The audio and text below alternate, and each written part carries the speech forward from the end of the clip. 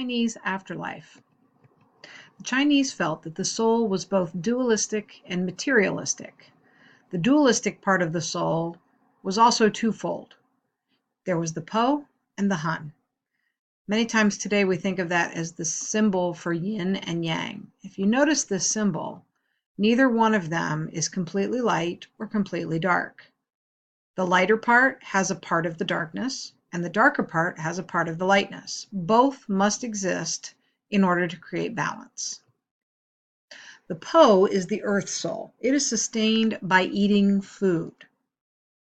It's characterized by yin, and it appeared at the moment of conception.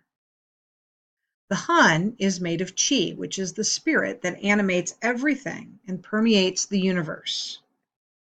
It appears as at the moment of birth, rather than at the moment of conception. So as soon as you enter the world and take your first breath, that is qi, that's the spirit that animates everything.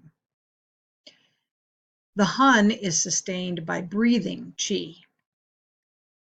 The two souls separated on death, and they had different destinations. The Han went to heaven and then to its own special underworld. That would depend on what you did in your life.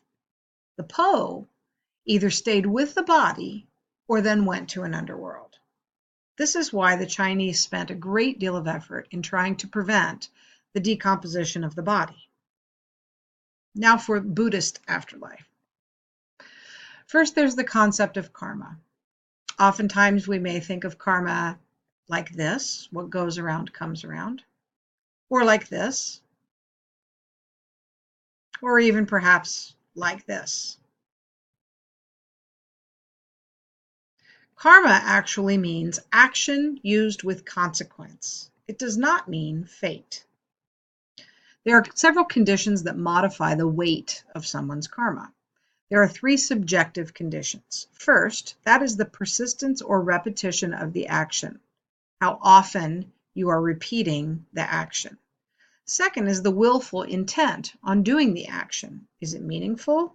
Is it purposeful? Or are you not aware that you're doing it?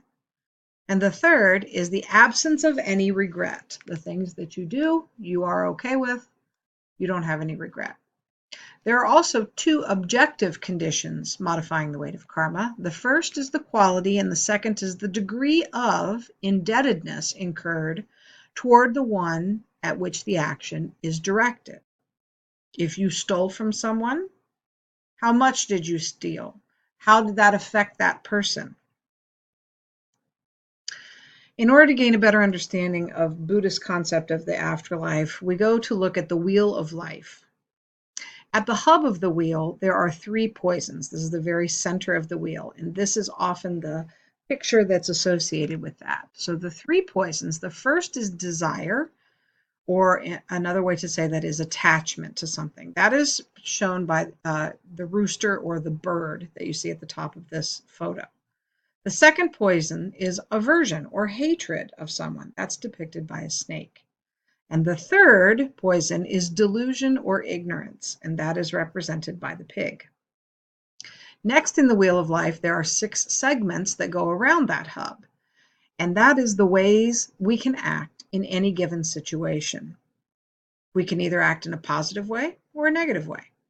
So we see that at the center you have the hub, and then the 6 segments are separated by lightness and darkness. So light on the left side, that stands for compassion, generosity, awareness. And then on the other side, the dark is suffering as a result of the negative actions that are taken.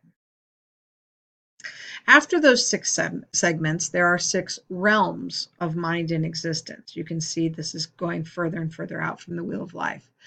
Those 6 realms consist of gods, demigods, humans, animals, hungry ghosts, and hell beings.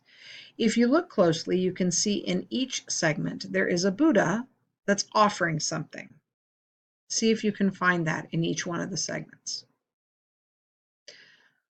Rebirth into higher realms is going to occur if skillful actions have predominated in previous lives, while the unskillful actions mean that you will be reborn into the lower realms.